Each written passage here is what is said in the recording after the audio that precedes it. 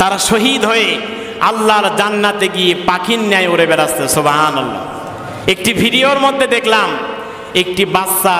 একটি বাচ্চা মেয়ে পাথরের নিচে পড়ে আছে। অনেকেই দেখেছেন, দেখেন নাই? ইন্টারনেটে ফেসবুকে দেখেছেন। একটি পাথরের নিচে পড়ে আছে, কুকুর এসে বাচ্চাটিকে বাঁচাচ্ছে। তার মানে মানুষের থেকে কুকুরের বিবেকও ভালো, ঠিক কিনা বলেন? মানুষের যে বিবেক, এই ইসরায়েলের প্রধানমন্ত্রী নেতানিয়াহু একজন জারজ সন্তান, অবৈধ সন্তান, ঠিক কিনা বলেন? এই পৃথিবীতে ইসলামের মুসলমানদের চূড়ান্ত দুশমন হচ্ছে ইহুদিরা। জোরে বলেন কারা? ইহুদিরা। এই ইহুদিরা পূর্বেও মুসলমানদেরকে ক্ষতি করেছে, আগেও করেছে, এখনো করছে, পরেও করবে। আজকে আমাকে আপনাকে মুসলমানদেরকে এক হয়ে প্রতিবাদ জানাতে হবে, ঠিক কিনা? জাতিসংঘের মধ্যে বসে যারা চুক্তি করলো যে ফিলিস্তিনের মুসলমানদের উপরে আর কোনো হামলা করা হবে না, ফিলিস্তিনের মুসলমানদেরকে আর মারা হবে না, এই চুক্তি করলো, তাদেরকে হত্যা করা হবে না। মনে রাখবেন, ইতিহাস ভোলা যাবে না। বিশ্ব নবীজি মুহাম্মদ রাসূলুল্লাহ সাল্লাল্লাহু আলাইহি ওয়াসাল্লাম কাফেরদের সঙ্গে হুদাইবিয়ার সন্ধি করেছিলেন। হুদাইবিয়ার তিনি চুক্তি করেছিলেন। মক্কার কুরাইশেরা, কাফেরেরা সবাই নবীজির চুক্তিতে ও হুদাইবিয়ার সন্ধিতে তারা মেনে নিল।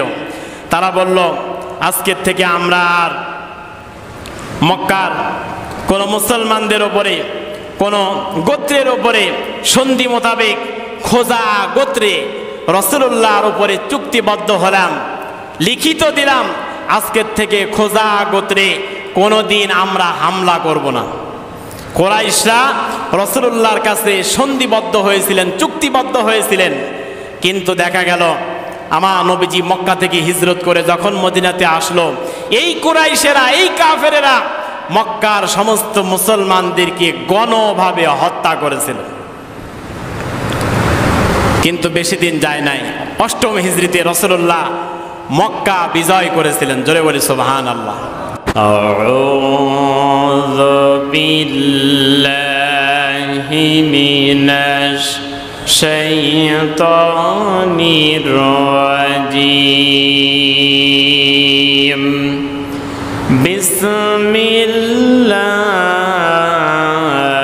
বিসমিল্লাহির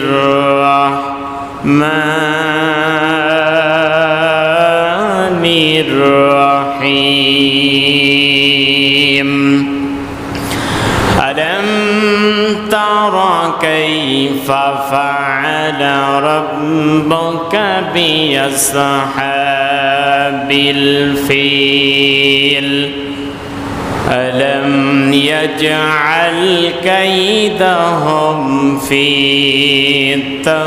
تضليل وأرسل عليهم طيرا أبابيل ترميهم بحجارة من سجيل فجعلهم كعصف مأكول. وقال رسول الله صلى الله عليه وسلم وقال تعالى في شان حبيبه دو خدا دو أما يا بر عمر দারাজ দিল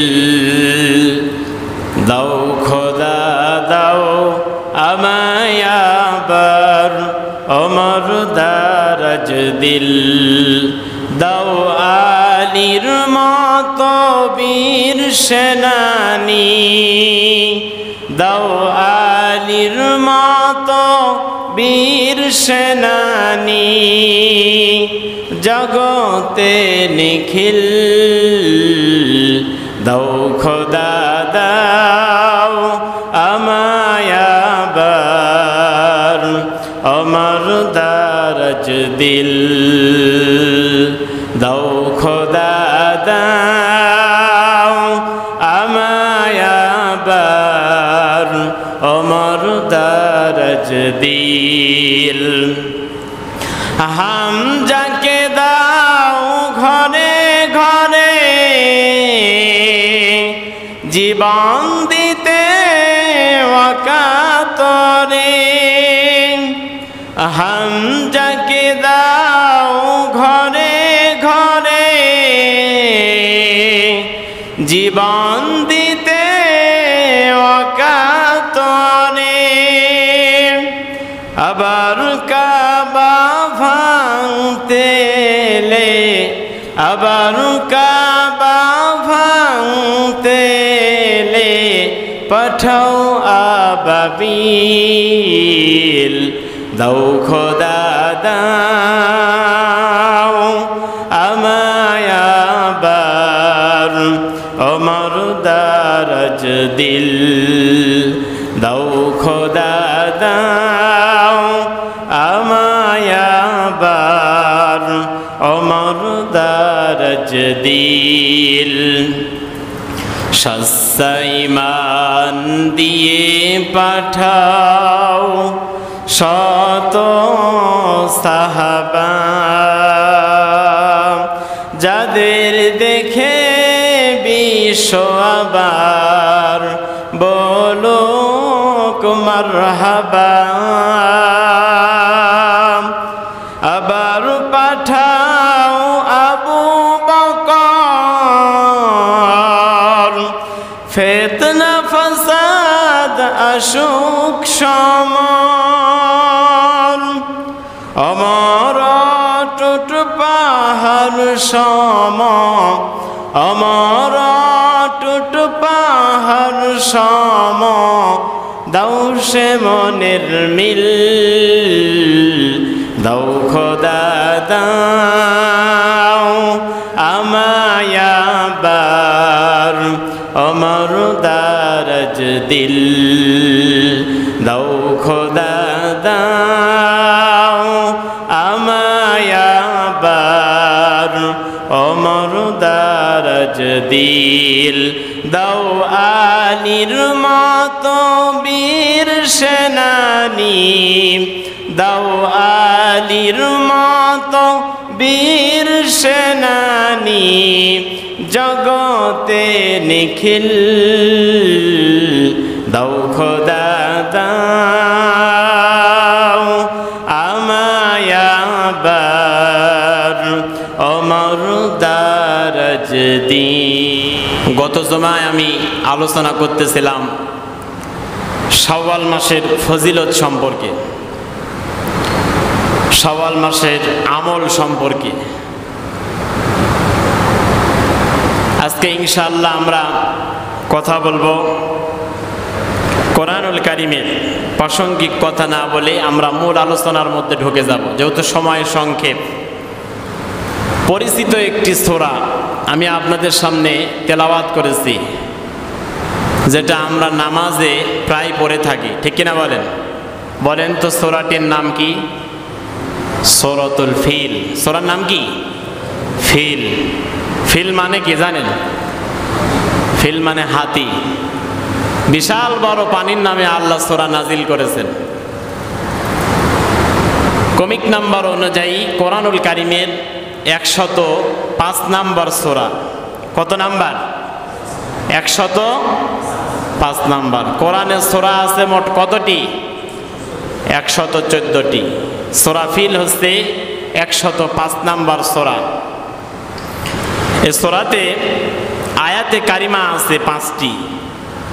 এই সূরাটি রাসূলুল্লাহর মাক্কি জীবনে অবতীর্ণ হয়েছে, রাসূলুল্লাহর উপরে নাজিল হয়েছে।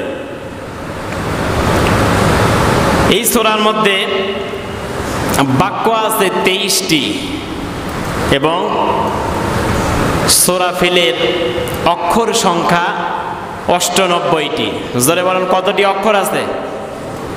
98টি অক্ষর আছে। এখন হাদিস অনুযায়ী কেউ যদি কোরআনুল কারীমের একটি অক্ষর তেলাওয়াত করে, তার উপরে আল্লাহ পাক 10টি নেকি লিখে দেন, ঠিক কিনা বলেন? তাহলে এই মাত্র আমরা সূরা ফিল তেলাওয়াত করেছি, এর মধ্যে আয়াত আছে 98টি। 10 দিয়ে যদি 98কে গুণ দেই তাহলে 980 হবে। আল্লাহ পাক এই মুহূর্তে আমার আপনার উপরে 980টি সওয়াব দান করেছেন। জোরে বলি সুবহানাল্লাহ। তাহলে বললাম ফিল মানে হাতি, ফিল মানে হাতি। কোথাও বলেছেন হাতিওয়ালা, কোথাও বলেছেন হস্তি বাহিনী। আল্লাহ পাক কোরআনুল কারীমের ভিতরে বিভিন্ন পানির নামে সূরা দিয়েছেন। মাকড়সার নামে দিয়েছেন, পিপিলিকার নামে দিয়েছেন, মৌমাছির নামে দিয়েছেন। আবার গৃহপালিত পশু সূরাতুল আনআম আল্লাহ পাক একটি সূরা দিয়েছেন। আল্লাহ পাক সংসদ নামে একটি সূরা দিয়েছেন, যার নাম সূরাতুশ শুরা। আল্লাহ পাক ক্ষমতা সম্পর্কে একটি সূরা দিয়েছেন, যার নাম হচ্ছে সূরাতুল মুলুক। নাম কি জোরে বলেন? সংবিধান নামে একটি সূরা দিয়েছেন, যার নাম হচ্ছে সূরাতুল ফুরকান। নেতা সম্পর্কে আল্লাহ পাক সূরা দিয়েছে সূরাতুল ইয়াসিন। এভাবে যদি আমরা খুঁজতে যাই এক এক করে, আল্লাহ পাক এই কোরআনের মধ্যে কোনো কিছুকে বাদ রাখেন নাই। সুবহানাল্লাহ বলবেন না? তাহলে আমরা তেলাওয়াত করেছি সূরাতুল ফিল। তাফসীরের মধ্যে আল্লামা সানাউল্লাহ গাজী পানিপতি রহমতুল্লাহ আলাইহি বলেছেন, কোন আয়াতের তাফসীর শুনতে হলে কমপক্ষে 5টি বিষয় জানা থাকা লাগবে। জোরে বলেন কয়টি? 5টি বিষয় জানা থাকা লাগবে। 1 নম্বরে কোরআনুল কারীমের সহি তেলাওয়াত। কি জানা থাকা লাগবে? সহি তেলাওয়াত। 2 নম্বরে এই তেলাওয়াতকৃত আয়াতের অর্থ। 3 নম্বরে শানে নুজুল, এই আয়াতটা কেন নাজিল হয়েছে। 4 নম্বর ব্যাখ্যা। 5 নম্বর শিক্ষা। এই 5টি বিষয় আমার আপনার জীবনে থাকা লাগবে। তাহলে আমি আপনি কোরআনুল কারীমের আয়াতগুলা মানতে আমার আপনার জন্য সহজ হয়ে যাবে। সুবহানাল্লাহ।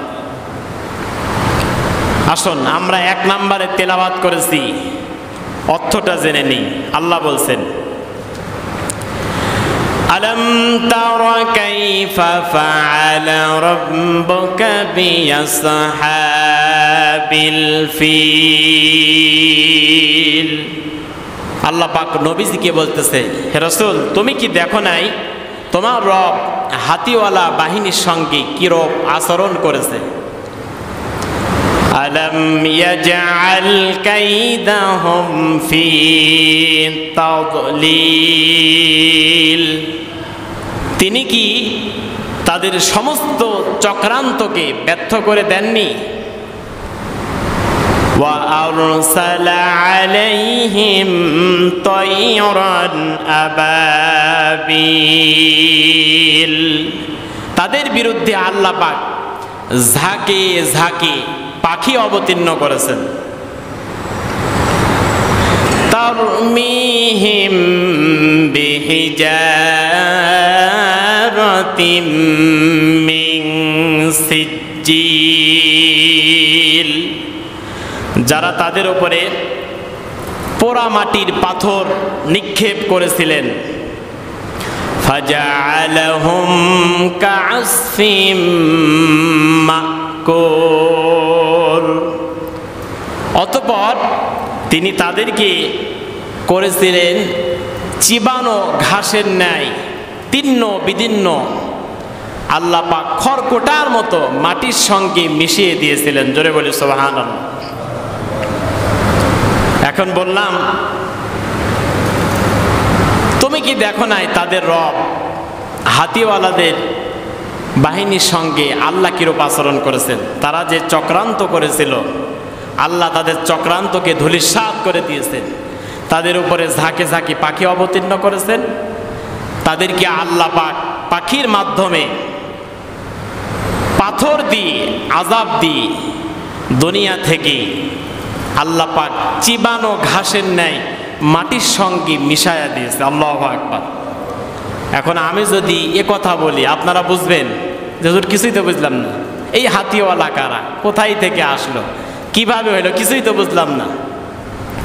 এজন্য এই আয়াতে কারিমা জানার জন্য আমাকে আপনাকে বিষয়বস্তু জানা লাগবে অথবা শানে নজুল জানা লাগবে। এই আয়াতে কারিমা কেন নাজিল হলো ভালো করে শোনেন। 570 খ্রিস্টাব্দে রাসূলুল্লাহ জন্মগ্রহণ করেছেন, ঠিক কিনা বলেন? রাসূলুল্লাহ জন্মগ্রহণের 50 থেকে 55 দিন আগে বাদশাহ আব্রাহা ইয়ামিন থেকে তিনি হাতিওয়ালা বাহিনী নিয়ে কাবা শরীফ ভাঙতে এসেছিল। জোরে বলেন, কি করতে এসেছিল? কাবা শরীফ ভাঙতে এসেছিল। বলেন তো, কাবার মালিক দুনিয়ার কোন মানুষ না আল্লাহ? জোরে বলেন, কাবার মালিক কে? আল্লাহ।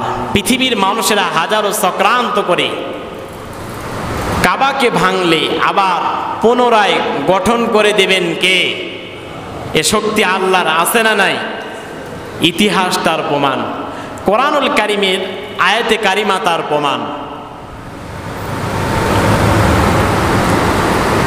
তাফসিরে ফি জিলালিল কোরআন আল্লামা শহীদ তিনি লিখেছেন,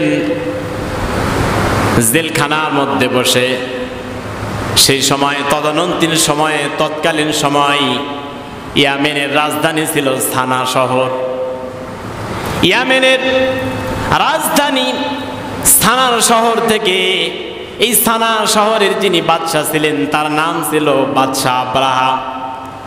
বাদশাহ আব্রাহা লক্ষ্য করে তাকায় দেখল তামাম পৃথিবী থেকে মানুষেরা, তামাম পৃথিবীর জায়গা থেকে মানুষেরা সৌদি আরবে ব্যবসা করতে যায়, আর ব্যবসা করতে গিয়ে তারা আল্লাহর ঘর কাবাকে তাওয়াফ করে। তারা কি করে? আল্লাহর ঘর কাবাকে তাওয়াফ করে। বাদশাহ আব্রাহা মনে মনে চিন্তা করলো, আহারে তামাম পৃথিবী থেকে মানুষেরা সৌদি আরবে গিয়ে ব্যবসা করতে যায়, আর কালো কাপড়ে মোড়ানো মাত্র 20 থেকে 22 হাতের একটি ঘর, কালো কাপড় দিয়ে পেঁচানো, 20 থেকে 22 জন মানুষ এই ঘরের মধ্যে ধরে, এর বেশি মানুষ ধরবে না। এমন একটা ঘরে তারা আল্লাহর ইবাদত করার জন্য কাবা চত্বরে গিয়ে কাবাকে তাওয়াফ করে। ফলে তাদের ব্যবসা বাণিজ্যে বরকত হয়, ব্যবসা বাণিজ্যও বেড়ে যায়। সুতরাং আমি ইয়ামেনের রাজধানী সানা শহরের বাদশাহ আব্রাহাম, আমার ইয়ামেন শহরে আমি একটি কাবা ঘর তৈরি করব, আর একটি কালো কাপড় দিয়ে এটাকে মোড়ায় রাখবো। আমার দেশেও যারা ব্যবসা করতে আসবে তারা ওই ঘরকে তাওয়াফ করবে। আল্লাহ বানালেন কাবা ঘর মানুষের মুক্তির জন্য, ঠিক কিনা বলেন? আর বাদশাহ আব্রাহা কাবা ঘর বানাতে চাইল ব্যবসার উদ্দেশ্যে। কিসের উদ্দেশ্যে? ব্যবসার উদ্দেশ্যে।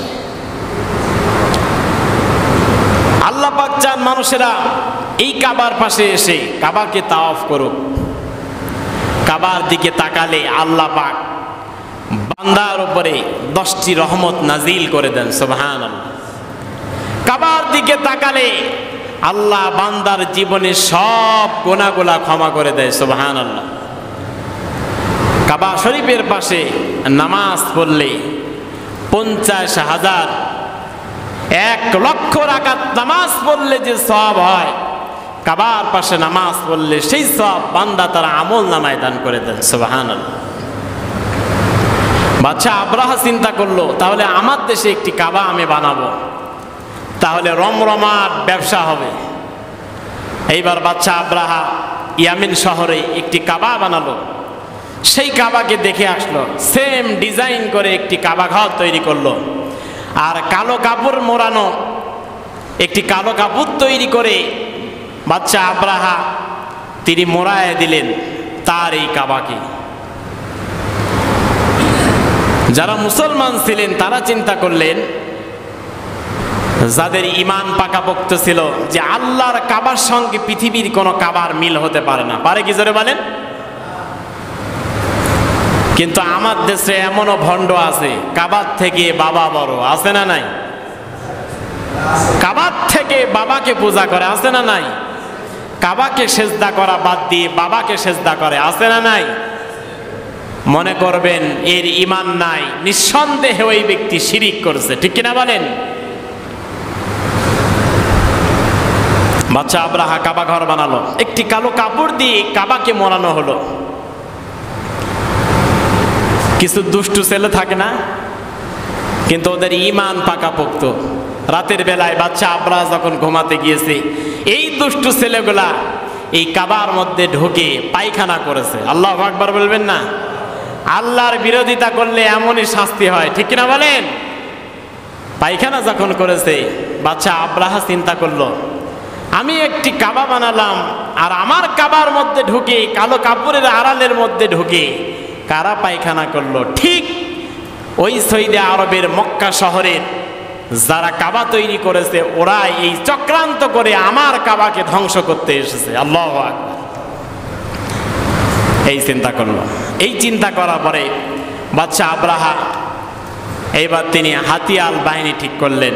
কেউ কেউ বলেছেন 8টা হাতি ছিল, কেউ কেউ বলেছেন 10টি ছিল, কেউ কেউ বলেছে 12টি হাতি ছিল। আর হাতিদের মধ্যে যেই হাতিটি নেতৃত্ব দিচ্ছিলেন তার নাম ছিল মাহমুদ। জোরে বলেন, নাম কি ছিল? হাতিটির নাম ছিল মাহমুদ। তাফসিরে মুফাসসির ইকরাম লেখেন,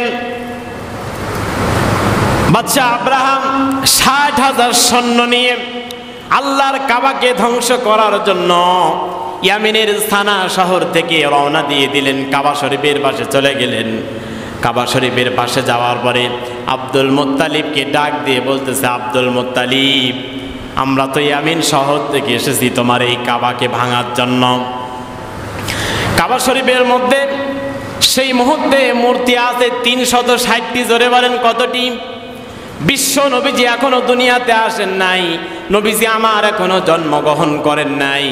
বিশ্ব নবীজির জন্মের পূর্বাভাস 50 থেকে 55 দিন আগে বাদশা আব্রাহা আসলো হাতিয়াল বাহিনী নিয়ে আল্লাহর ঘর কাবা ভাঙার জন্য। কাবা শরীফের পাশে আসলো, আব্দুল মুত্তালিবকে ডাক দিয়ে বলল, আব্দুল মুত্তালিব, এই কাবা রক্ষণাবেক্ষণের দায়িত্ব তোমার।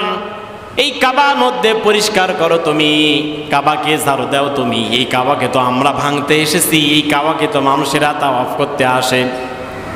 ওরে আব্দুল মুত্তালিব, আমি বাদশা আব্রাহা এসেছি আজকে এই কাবা ঘরকে ভেঙে খান খান করে দেব। 60,000 সৈন্য নিয়ে এসেছি, হাতি নিয়ে এসেছি, হাতিয়াল বাহিনী হয়ে ও হস্তি বাহিনী হিসেবে আমি আব্রাহা এসেছি তোমার কাবাকে ধ্বংস করার জন্য। আব্দুল মুত্তালিব ওই মুহূর্তে তার ঈমান ছিল না, তিনি মুমিন ছিলেন না, তিনি ইসলামকে কবুল করেন নাই। ইসলাম সম্বন্ধে কোনো জ্ঞান আব্দুল মুত্তালিবের মধ্যে ছিল না।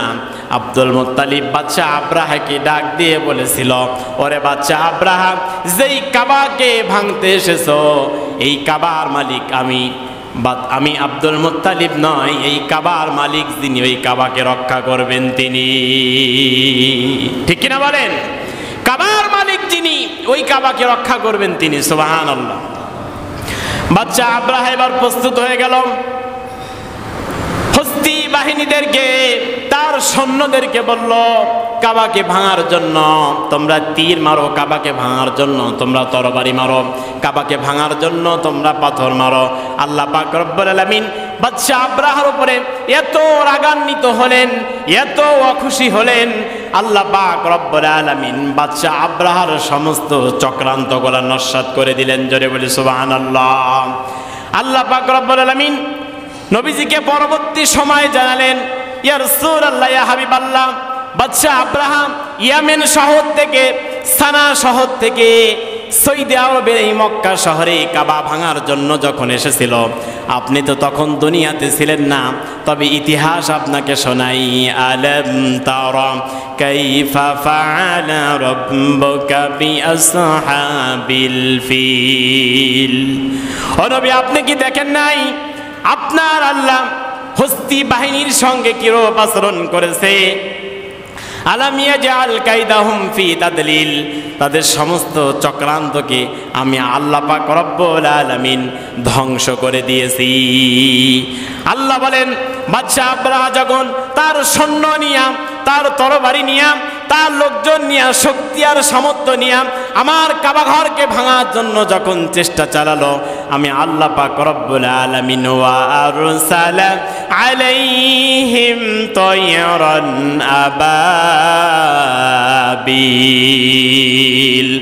আমি আল্লাহ পাক রব্বুল আলামিন আসমান থেকে ছোট্ট ছোট্ট পাখিকে পাঠায় দিলাম, আর পাখিদের ঠোঁটের মধ্যে একটা পাথর দিয়ে দিলাম, আর পাখিদের দুই পায়ের মধ্যে দুইটা পাথর দিয়ে দিলাম।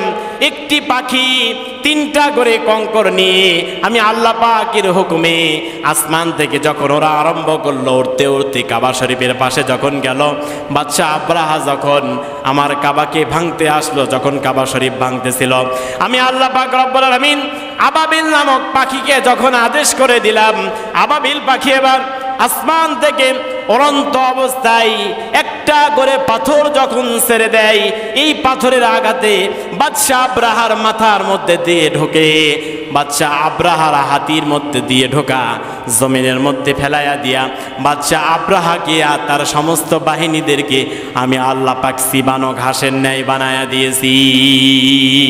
সুবহানাল্লাহ। এ ক্ষমতা আল্লাহর আজও আছে না নাই? এ ক্ষমতা আল্লাহর আজও আছে না নাই? যারা আজকে আমাদের ফিলিস্তিনের মসজিদুল আকসা, বাইতুল মুকাদ্দাস, মুসলমানের প্রথম কিবলাকে যারা ধ্বংস করতে চায়, যারা এই ঈদের দিনে, রোজার দিনে, ঈদের পরেও যারা সমস্ত চুক্তিগুলা ভঙ্গ করে মুসলমানদেরকে গণভাবে হত্যা করেছে, এদেরও বিচার আল্লাহ করতে পারে না পারে না? অবশ্যই ওই আল্লাহ আছে, আছে না নাই? তারা মাজলুম, তারা শহীদ হয়ে আল্লাহর জান্নাতে গিয়ে পাখির ন্যায় উড়ে বেড়াচ্ছে। সুবহানাল্লাহ। একটি ভিডিওর মধ্যে দেখলাম একটি বাচ্চা মেয়ে পাথরের নিচে পড়ে আছে। অনেকেই দেখেছেন, দেখেন নাই? ইন্টারনেটে, ফেসবুকে দেখেছেন। একটি পাথরের নিচে পড়ে আছে, কুকুর এসে বাচ্চাটিকে বাঁচাচ্ছে। তার মানে মানুষের থেকে কুকুরের বিবেকও ভালো, ঠিক কিনা বলেন? মানুষের যে বিবেক, এই ইসরায়েলের প্রধানমন্ত্রী নেতানিয়াহু একজন জারো সন্তান, অবৈধ সন্তান, ঠিক কিনা বলেন? এই পৃথিবীতে ইসলামের, মুসলমানদের চূড়ান্ত দুশমন হচ্ছে ইহুদিরা। জোরে বলেন কারা? ইহুদিরা। এই ইহুদিরা পূর্বেও মুসলমানদেরকে ক্ষতি করেছে, আগেও করেছে, এখনো করছে, পরেও করবে। আজকে আমাকে আপনাকে মুসলমানদেরকে এক হয়ে প্রতিবাদ জানাতে হবে, ঠিক কিনা বলেন?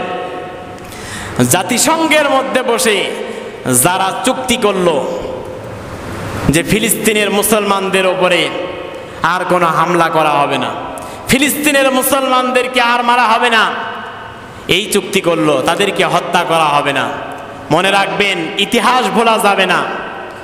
বিশ্ব নবীজি মুহাম্মদ রাসূলুল্লাহ সাল্লাল্লাহু আলাইহি ওয়াসাল্লাম কাফেরদের সঙ্গে হুদাইবিয়ার সন্ধি করেছিলেন, হুদাইবিয়ার তিনি চুক্তি করেছিলেন, হুদাইবিয়ার চুক্তি নবীজি করেছিলেন। ও হুদাইবিয়ার চুক্তি, ও হুদাইবিয়ার সন্ধি নবীজি যখন করেছিলেন, মক্কার কুরাইশেরা, কাফেরেরা সবাই নবীজির চুক্তিতে ও হুদাইবিয়ার সন্ধিতে তারা মেনে নিল।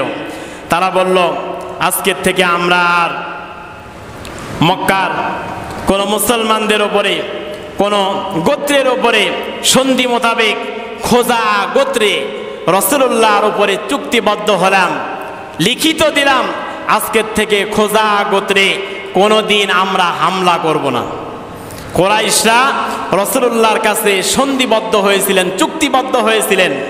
কিন্তু দেখা গেল আমার নবীজি মক্কা থেকে হিজরত করে যখন মদিনাতে আসলো, এই কুরাইশেরা, এই কাফেরেরা মক্কার সমস্ত মুসলমানদেরকে গণভাবে হত্যা করেছিল।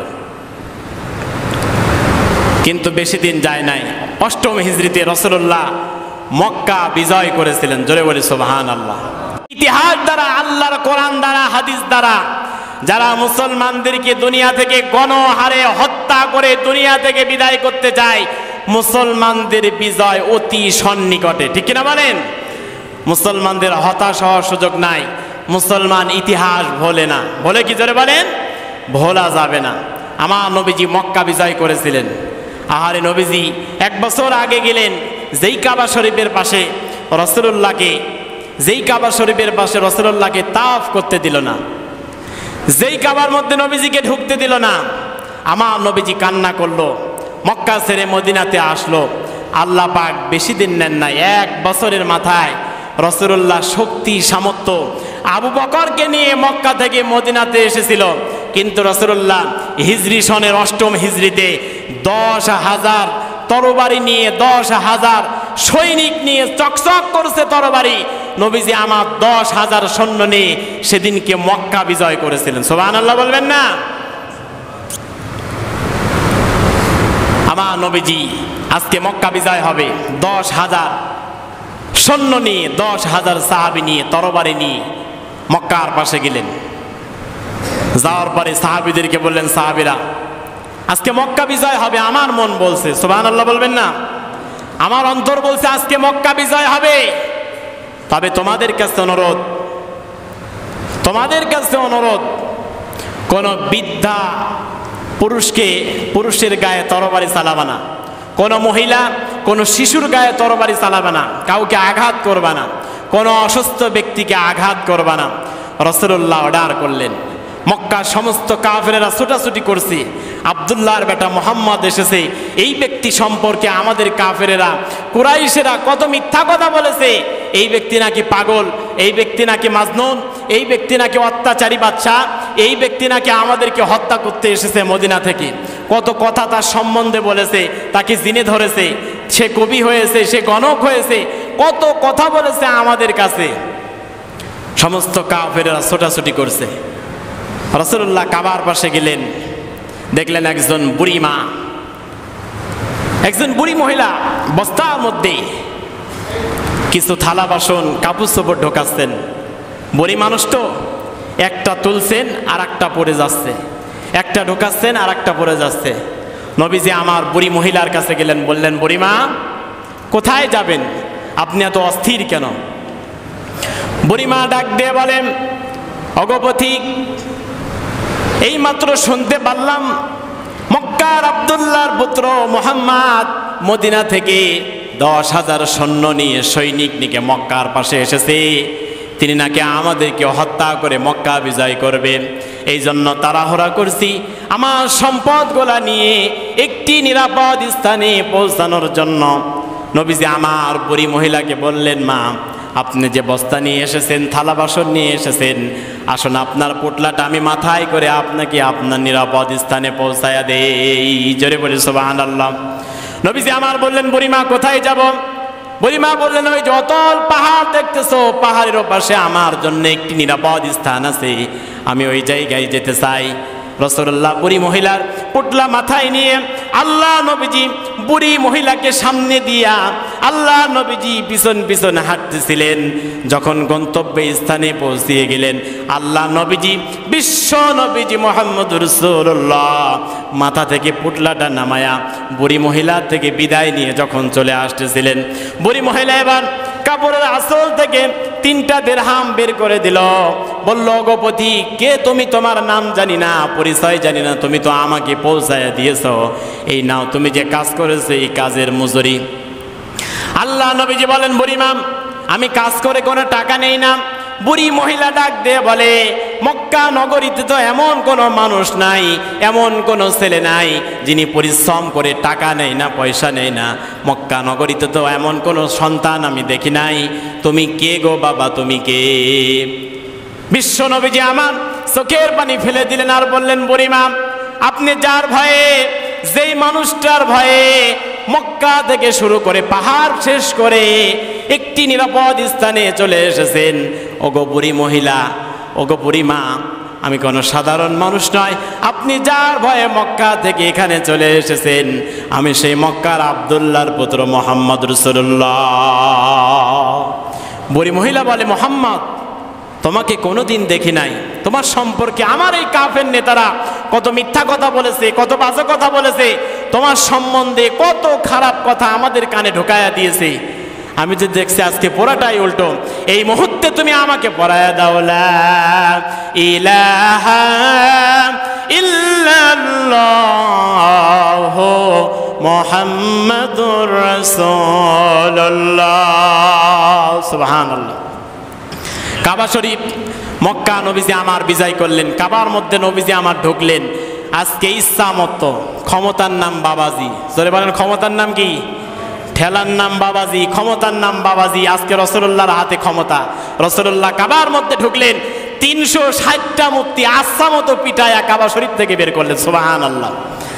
আজও বাংলাদেশের রাস্তার মোড়ে, 3 রাস্তার মোড়ে, 4 রাস্তার মোড়ে, কলেজের মোড়ে, হাই স্কুলের মোড়ে, বিভিন্ন শিক্ষা প্রতিষ্ঠানের মোড়ে, বিভিন্ন জায়গায় কোটি কোটি টাকা বাংলাদেশের জনগণের টাকা দিয়ে মূর্তি বানিয়েছে, যেখানে মূর্তি কোরআনে হারাম। ঠিক কিনা বলেন? রাসূলুল্লাহ মূর্তি ভাঙতে এসেছেন আর আমরা মূর্তি করছি। আমাদের এত ক্ষমতা, আমাদের এত ক্ষমতা, আমরা মূর্তি করছি।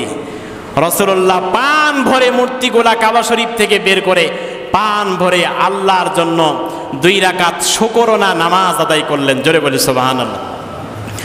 রাসূলুল্লাহ নামাজ শেষ করে বললেন, ও মক্কার কাফেরেরা, আজকে তোমরা আমার কাছে কি ধরনের ব্যবহার আশা করো?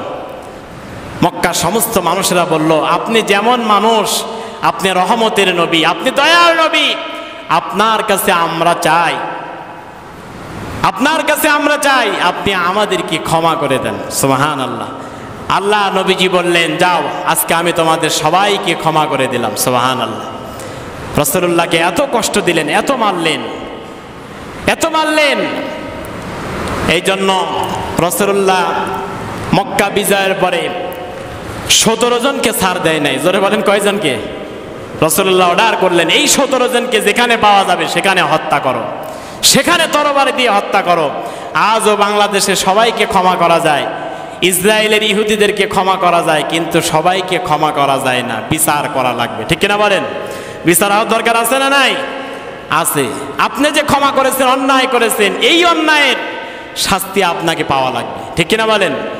যেন জাতি আপনাকে দেখে শিখে, যেমন জুলুম আর অত্যাচার মুসলমানদের উপরে করা যাবে না। ঠিক কিনা বলেন?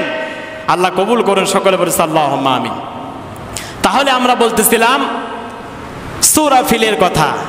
আল্লাহ বললেন, ফাজআলাহুম কাআসফিম মাআকুল। আব্রাহা এসেছিল কাবা ঘর ভাঙতে, আমি আল্লাহ পাক নিজে হাতে এই বড় শয়তানকে 60,000 সৈন্যকে হত্যা করে, আমার দুনিয়ার কোনো শক্তি লাগে নাই, দুনিয়ার কোনো মানুষ লাগে নাই, দুনিয়ার কোনো তরবারি লাগে নাই, ছোট্ট ছোট্ট পাখি দিয়ে আর পাথর দিয়ে তাদেরকে আমি আল্লাহ ধ্বংস করে দিয়েছি। সুবহানাল্লাহ। ওই আল্লাহ আজও আছে না নাই? আমাদেরকে সাহায্য করতে পারে না? পারে না। ইমান মজবুত থাকা লাগবে। কথা বলেন ঠিক কিনা? কি মজবুত থাকা লাগবে? ইমান মজবুত থাকা লাগবে। তাহলে আল্লাহ পাক বিজয় দান করবেন। আল্লাহ পাক আমাদেরকে কবুল করুন, সকলে বলছে আল্লাহুম্মা আমিন।